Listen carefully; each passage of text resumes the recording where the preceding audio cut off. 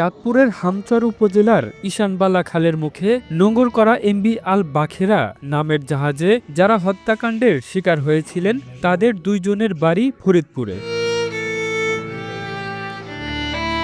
নিহত এই দুইজন সম্পর্কে মামা ও ভাগ্নে। নিহত ওই দুজনের বাড়ি ফরিদপুর সদরের গেরদা ইউনিয়নের জোয়ারের মোড় এলাকায়। নিহত মামার নাম গোলাম কিবরিয়া। তিনি জোয়ারের মোড় এলাকার মৃত আনিসুর রহমানের ছেলে। গোলাম কিবরিয়া ওই জাহাজের মাস্টার ছিলেন। নিহত অপরজন গোলাম কিবরিয়ার ভাগ্নে।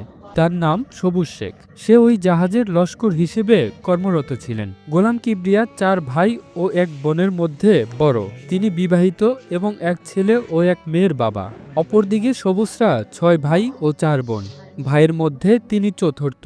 নিহত সবুজ শেখের ভাই ফারুক শেখ জানান, গত 1 মাস আগে গোলাম কিবরিয়া ও সবুজ শেখ বাড়ি থেকে বের হন। সোমবার বিকেলে তারা এই মৃত্যুর ঘটনা জানতে পারেন। তিনি বলেন, আমরা জানি না কিভাবে এই হত্যাকাণ্ড ঘটেছে। তাদের পরিবারের সদস্যরা লাশের খোঁজ নিতে চাঁদপুরে গেছেন বলে জানান তিনি।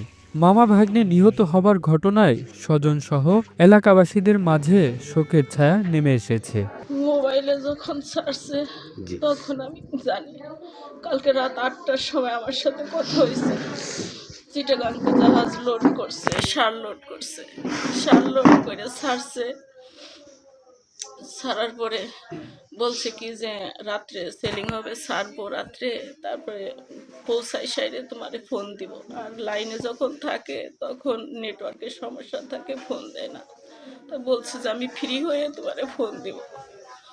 তাই ফ্রি হয়েছে, তা আমি ওই জন্য আর কি সকালবেলা ফোন দিইনি যে সে ফ্রি হইলে ফোন দিবে আমারে, কিন্তু ফোন দিবে আমি আর কি সকালবেলা ফোন দিইনি।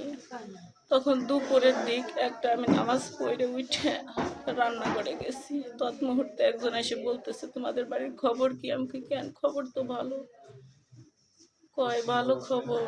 তো অনেক কথা বললে এর ভিতরে আমার ফোনে একটা ফোন আসে, আমার ভাই ফোন দেয়। ফোন দিয়ে বলে কি যে এরকম আমার ফুপা আবার একজন ওই ডিপার্টমেন্টে চাকরি করে, তাই সে বলছে যে জাহাজে নাকি এরকম ডাকাতি হয়েছে। তখনই আমার মনে আর কি দিছে যে যেহেতু সে জাহাজের মাস্টার ছিল তাহলে তো তারে আগে অ্যাটাক করছে, তাছাড়া তাইলে তার কোনো সম্ভাবনা নাই। তখনই আমি শুনতে পেলাম আর নাই।